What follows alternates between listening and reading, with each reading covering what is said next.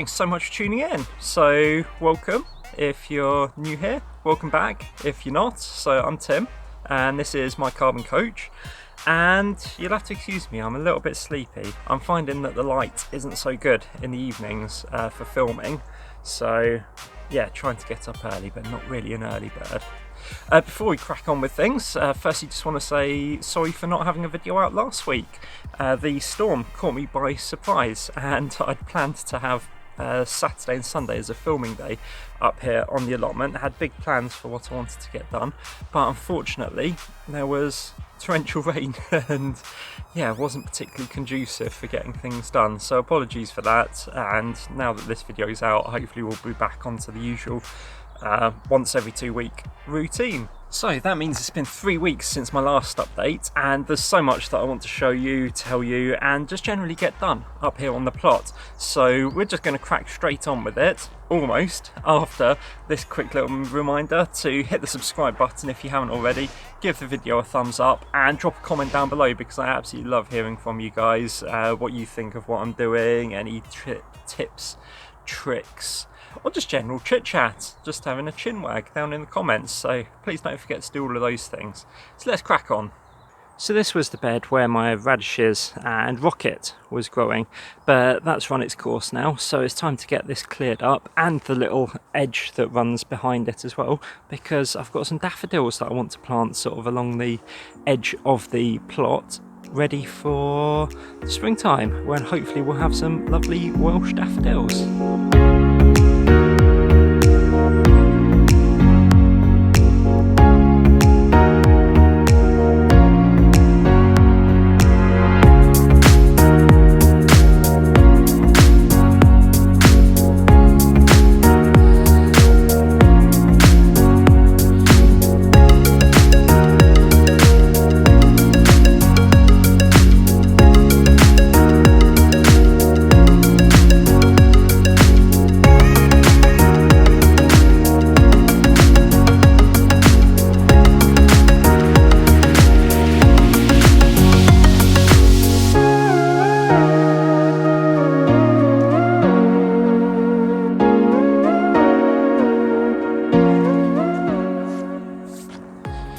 Okay, so that's that bit of ground dug over. It's looking weedish free, doesn't need to be perfect really.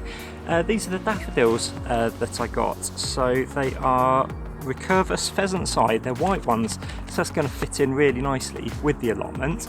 It says space them 10 centimetres apart, stick them in the ground now, and then yeah, April or May they'll come up. So I'll just angle you down and we'll get those in the ground.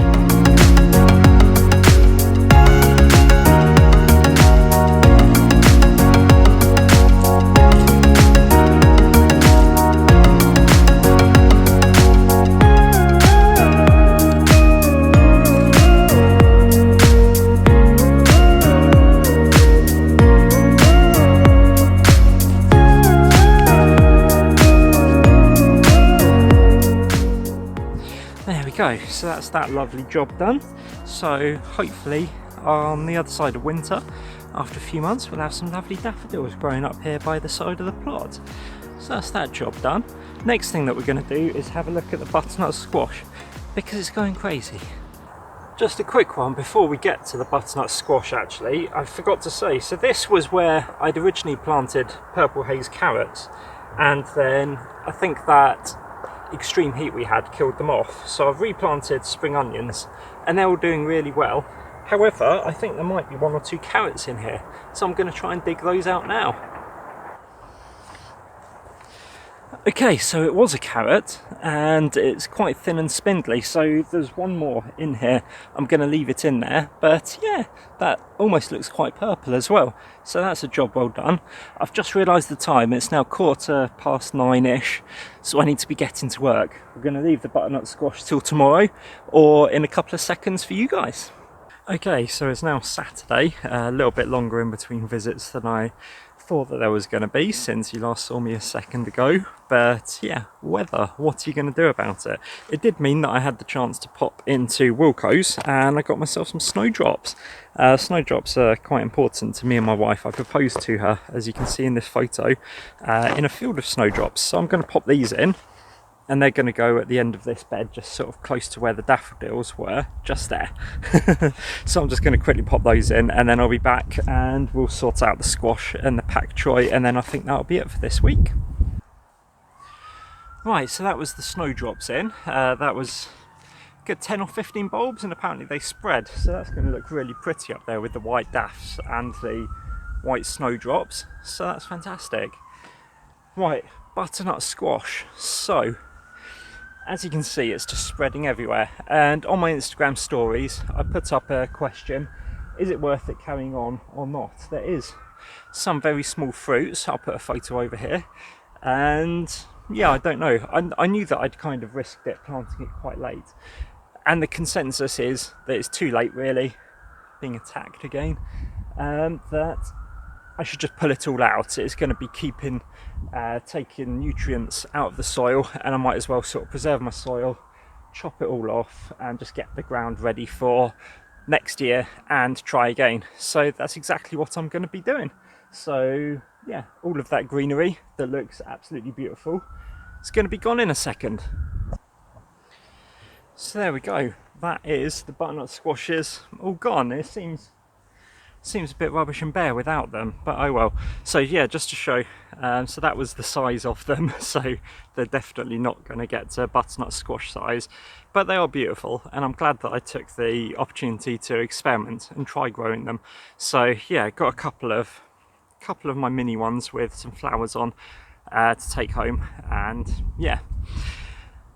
Oh well, so that was experiment number one. So yeah, it does open up the plot again, to be fair. So that was, I planted 4 separate seeds and only gave them about sort of 20 centimetres of space each. So lesson learned, I maybe need to only plant 1 or 2 plants next year, and definitely going to go vertical with some kind of trellis or teepee kind of thing to grow them up, and rather than outwards.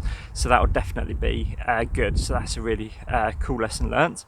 Next thing then, finally on the list for today, is pak choi. So this is this lovely couple of rows of green just here, so just going to harvest those, or at least some of them on camera at least, and then yeah, that will be really nice stir fries, that kind of thing, for the next couple of weeks.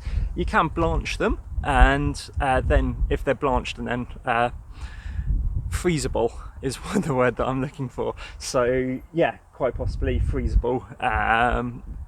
There's no way that I'm going to be able to eat all of that. I'm still making my way through my potatoes. So yeah, I'll be back in 1 second. So that is all of my beautiful pak choi harvested. So the bed is looking very bare now. And yeah, these are absolutely beautiful. They've got a few nibbles and things on them, but yeah, got some absolutely incredible pak chois here, so really happy with that. So I think my spacing was a little bit off. I had some smaller ones and some that attempted it. Yeah, they gave it a try, but didn't quite work out. But yeah, got a love, and you can see them. They're still on the sort of floor by the sides of the beds on each side as well. Got loads of them. So yeah, gonna see if any friends would like a pak choi. That would do nicely for sort of greens on a Sunday roast for a family for 1 week. If not, I'll get to blanching and putting them all in the freezer. So this space here, I'm going to dig it over and I'm going to weed it out, and that is then going to be where garlic goes in. I've just ordered some garlic cloves and bulbs from Simply Seeds. I'm not sure if you're familiar with that website.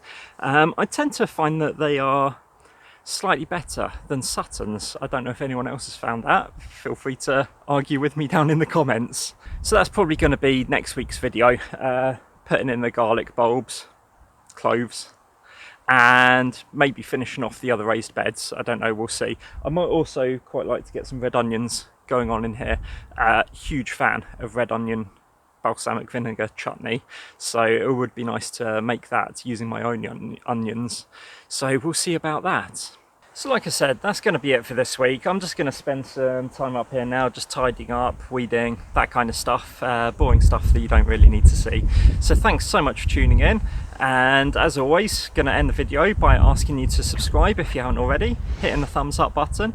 Check out all the links down in the description box. There's all sorts to sort of books that I've recommended, some of the gear that I use to record videos, and to my Patreon, which is a website where you can help to support myself and everything that I'm trying to do with my Carbon Coach. Be really grateful if you did check that out.